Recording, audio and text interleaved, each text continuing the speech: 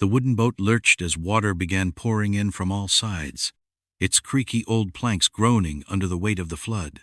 "We're sinking!" Daphne shouted, gripping the side of the boat as the dark water rose past her ankles. "Uh-oh," Scooby whimpered, jumping into Shaggy's arms. Shaggy was already panicking. "I knew it. First, we enter a haunted tunnel, then we see a ghost clown. And now we're going to be the main attraction of Davy Jones's spooky locker." Fred immediately grabbed an oar, trying to push the boat toward the tunnel's edge. "We have to get to the platform over there."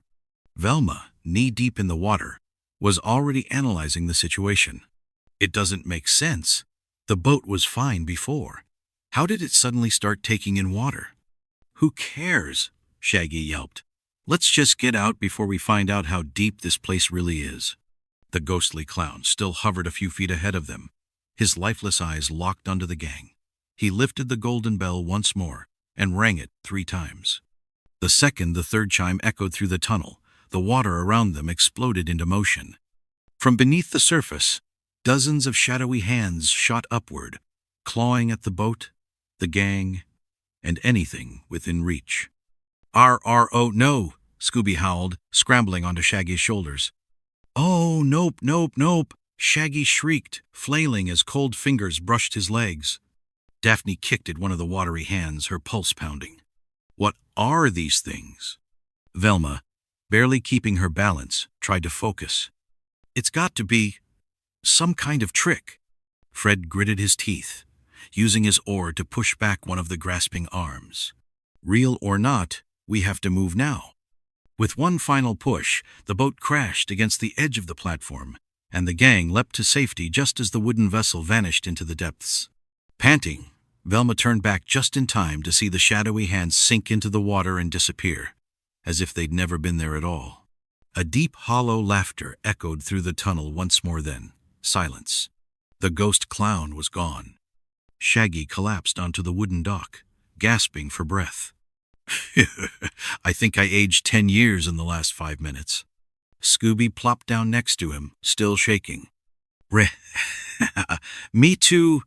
Daphne swept her soaked hair away from her face. "Okay, that was way too close." Fred stood, glancing around the dimly lit tunnel. "Everyone okay?" Velma wrung water from her sweater, adjusting her glasses. "I'm fine. But what just happened?" Shaggy threw his arms up. "What do you mean? What just happened?" "We just got attacked by ghost hands and a floating demon clown. Case closed. Let's go home." Velma shook her head. "No, think about it. The hands only appeared after he rang the bell 3 times. What if the bell is causing all of this?" Daphne crossed her arms. "So you're saying that somehow a golden bell is controlling the flood and summoning ghosts?" Velma pushed her glasses up her nose. "I don't know yet, but I do know one thing. It's not magic. It's a trick." Fred nodded. "Then we need to figure out who's behind it." Shaggy pointed back toward the sunken boat. "We also need to figure out how we're getting out of here before whatever's in the water decides we're its next snack." Scooby whined. "Rhea, let's go." Fred looked around. "If this place is anything like the old park map showed, then the maintenance tunnels should be just ahead. Maybe Wallace Greaves is hiding there." Daphne sighed. "Great. More dark tunnels." Shaggy groaned. "And more chances for us to become Ghost Chow?" Fred took the lead, and the gang carefully made their way through the narrow passageways, their wet shoes squelching against the wooden planks. The deeper they went, the colder it became. Then suddenly, clang! A loud metallic sound echoed through the passageway. Scooby yelped and leapt into Shaggy's arms. What was that?" Fred raised his flashlight, scanning the corridor. "I don't know, but I think we're about to find out." The gang froze as the metallic clang echoed through the damp passageway. The sound bounced off the walls, making it impossible to tell where it had come from. "Raggy, I don't like this," Scooby whimpered, his ears twitching. Shaggy, still holding on to Scooby like a life raft, gulped. "Me neither, buddy. Me neither." Fred tightened his grip on the flashlight, scanning the narrow wooden tunnel ahead. The maintenance area was dark, lined with rusted pipes, and decades-old electrical wiring. Water dripped from the ceiling, making the wooden planks beneath them slick and unstable. "Keep moving, guys. If Wallace Greaves is down here, we need to find him." Daphne groaned. "And if he's not?" Shaggy answered immediately.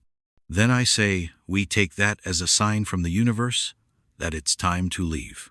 Velma ignored him, adjusting her glasses as she knelt beside a broken control panel. "These wires are still connected to the park's old system. Someone's been messing with them." Fred leaned over. "Could they be controlling the ghost effects?" Velma frowned. "Maybe. But there's something weird. The power grid here should have completely shorted out when the flood hit. It shouldn't even be possible to turn anything on." "So what you're saying is, this place is extra cursed?" Shaggy shuddered. Before Velma could answer, another clanging noise rang out, this time closer. A shadow moved at the far end of the tunnel. Daphne gasped. "Did you see that?" Fred aimed his flashlight, catching a glimpse of a dark figure vanishing into a side passage. "Someone's here. After them." Scooby's eyes widened. "Rhea, after them. Wait. What?" Before anyone could argue, Fred had already sprinted forward. The others reluctantly followed, their footsteps echoing against the damp wood. They turned a corner and entered a small, dimly lit room filled with old amusement park blueprints, rusted tools, and a few half-empty lanterns. And right in the center of the room, surrounded by scattered papers, was a golden bell. The same bell the ghost clown had rung. Velma cautiously approached. "It's the same one." Daphne shuddered. "Don't touch it." Shaggy took 5 steps back. "I second that." Fred frowned, kneeling beside the table. "But if this bell is part of the trick, we need to figure out how it works." Just as he reached out to examine it, the bell rang by itself. Dong! A deep, haunting chime filled the room.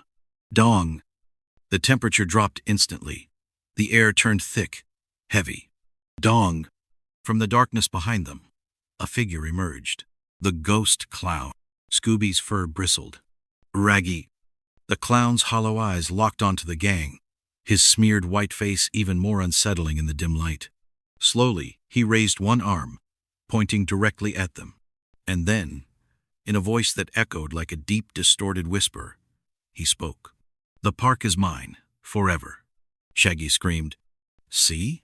This is why you don't touch the cursed bell." Fred grabbed the bell and shook it violently. "If this thing is controlling the ghost, maybe we can—" The ghost lunged forward. Daphne grabbed Fred's arm, pulling him back just in time. "Forget that. Run."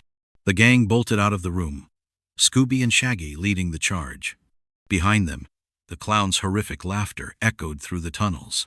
As they ran, Velma called out, "We need to get to higher ground." Fred nodded, pointing toward a rusted maintenance ladder leading to the surface. "Up there." One by one, they scrambled up the ladder, Scooby climbing faster than anyone had ever seen. Just as Fred reached the top and slammed the hatch shut, the laughter stopped. Silence. Nothing. The gang panted, catching their breath. Is it gone?" Daphne asked, voice trembling. Velma shook her head. It's still here." Shaggy flopped onto the ground, exhausted. "Fantastic. So we're trapped in a flooded park with a ghost clown that has a thing for creepy bells. What's next?" Right on cue, a distant Ferris wheel began to turn on its own. And from the shadows, a pair of glowing red eyes flickered to life.